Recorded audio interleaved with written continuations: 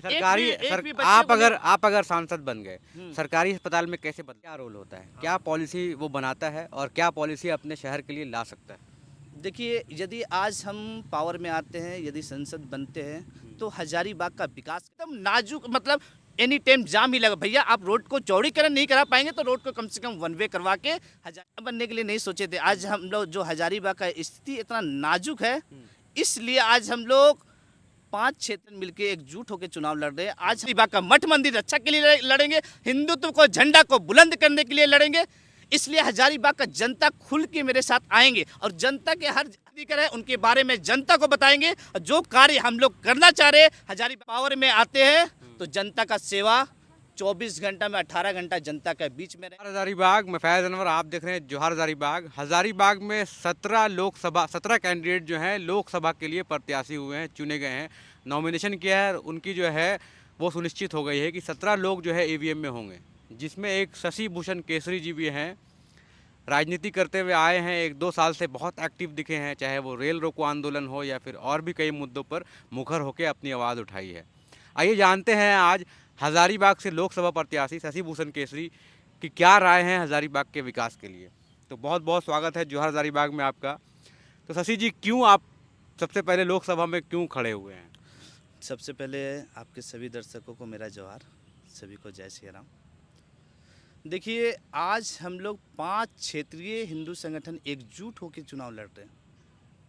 आपको नाम भी बताते हैं: श्री राम सेवा संगठन, हिंदू युवा संघ, राष्ट्रीय बजरंग दल, हिंदू राष्ट्र संघ और एक संगठन क्षेत्रीय संगठन जो कि रामगढ़ से कोऑपरेट कर रहे हैं।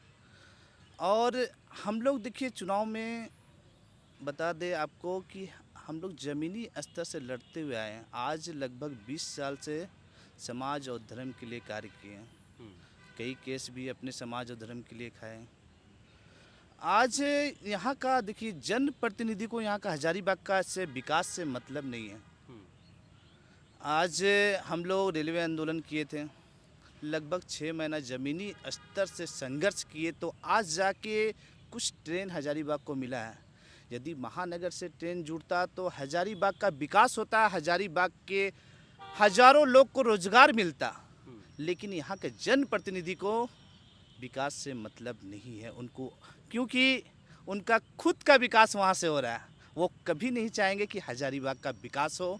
आज देखिए, आज हम लोग इंटरनेशनल रामनवमी को लेके, आज हम लोग यहाँ पर मठ मंदिर को लेके, हजारीबाग में मतलब हिंदुत्व को मुद्दा को लेके आज हम लोग चुनाव लड़ रहे हैं। और देखिए, आज हम लोग ज़मीनी स्तर से 15 साल से संघर्ष कर रहे हैं और आज हजारीबाग विकास को लेके हम लोग चुनाव लड़ रहे हैं। तो विकास की जैसे बात है तो हजारीबाग को कैसे आगे बढ़ाएंगे, विजन क्या है आपका? सही बात है। देखिए, आज हजारीबाग में सबसे मतलब रोजगार की मुद्दा। अब रोजगार कैसे मिलेगा, इस पे आपको हम बताते हैं। आज यदि महानगर से ट्रेन जुड़ता तो हजारों लोग को रोजगार मिलता, वहाँ से सुविधा मिलता, टेम्पू चलता, मतलब वहाँ के कुछ खाने का रोजगार मिलता, मतलब सुविधा मिलता, बहुत सा रोजगार वहाँ पर मतलब हजारों हजार संख्या में मिलता। आज देखिए, आज यहाँ पर ज़मीनी स्तर से लड़ने वाला कोई नेता नहीं है जनता के लिए। आप कैसे करेंगे वो हम समझ गए, आपकी बात समझ गए। आप बताइए कि आज बहुत बड़े बड़े कंपनियां यहाँ पर है।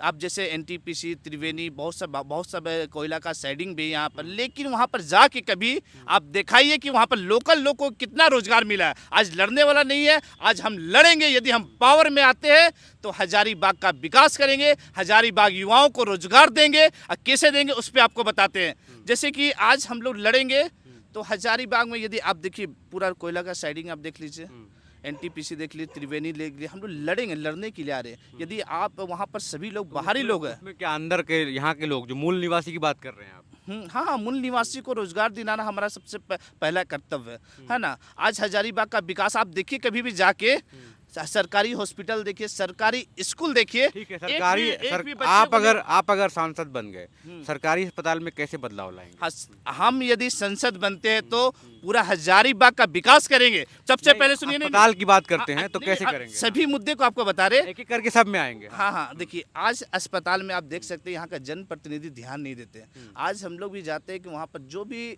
मतलब कुछ छोटा सा भी होता है, एक्सीडेंट भी होता है, छोटा सा स्क्रैच भी आता है तो यहाँ पर हॉस्पिटल में जाके सीधा रिम्स रेफर कर देता है, जिससे हजारीबाग का जनता परेशान हो जाता है। आज वो सब पे विधि मतलब वो सबको सुधार करना यहाँ का जनप्रतिनिधि का कार्य होता है। ये सबको ध्यान देंगे हम लोग अपने ढंग से। सरकारी हॉस्पिटल में जो भी मतलब जो मरीज आते हैं वहाँ पर उनको सुविधा मुहैया कराने का काम करेंगे और उनका कोऑपरेट करेंगे। ये नहीं कि छोटा सा स्क्रैच हुआ उसको रिम्स से रेफर करवा रहा है तो वहाँ पर हम लोग आवाज़ उठाएंगे, लड़ेंगे, तभी हजारीबाग का सरकारी हॉस्पिटल का विकास भी होगा।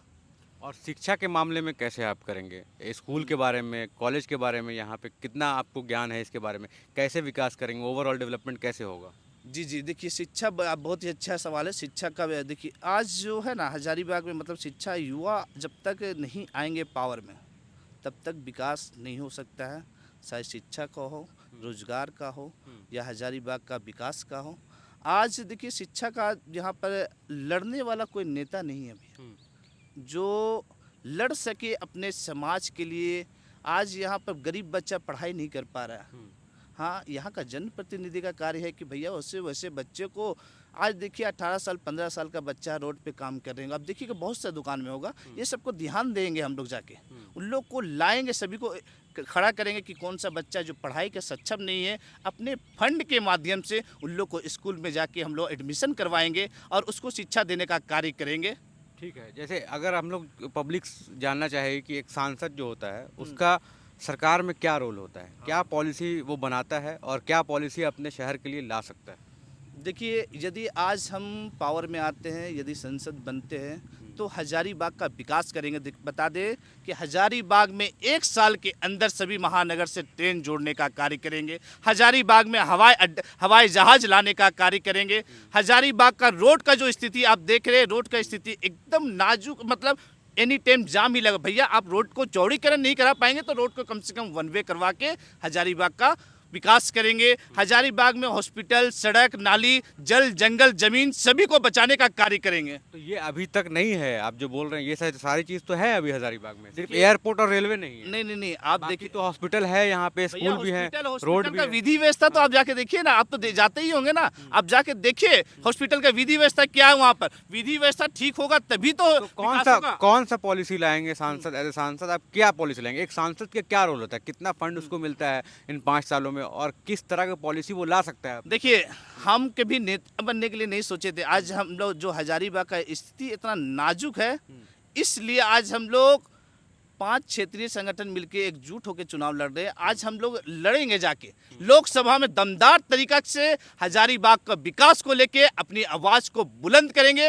और हजारीबाग के जो भी समस्या, बहुत से समस्या अभी हम जनसंपर्क कर रहे हैं तो बहुत से समस्या को हम लोग नोट कर रहे हैं। बहुत सा समस्या पता नहीं है लेकिन वो समस्या को नोट करके लोकसभा में दमदार तरीका से अपने बात को रखेंगे। और आप बताइए अभी कैसे कर रहे हैं कैंपेन, कहाँ कहाँ जा रहे हैं? कभी पूरा हजारीबाग जो लोकसभा क्षेत्र है बहुत बड़ा है तो वो कैसे घूम रहे हैं, उसके लिए फंडिंग कहाँ से आ रही है, कैसे खर्चा कर रहे हैं? देखिए भैया हम लोग एक बता दें, गरीब फैमिली से फुटपाथ में काम करने वाले इंसान है। जो भी अब आज से 10-15 साल से जो भी हम कमाते हैं कम से कम 1.5 से 2 लाख अपने धर्म और संस्कृति को बचाने में लगा रहे हैं।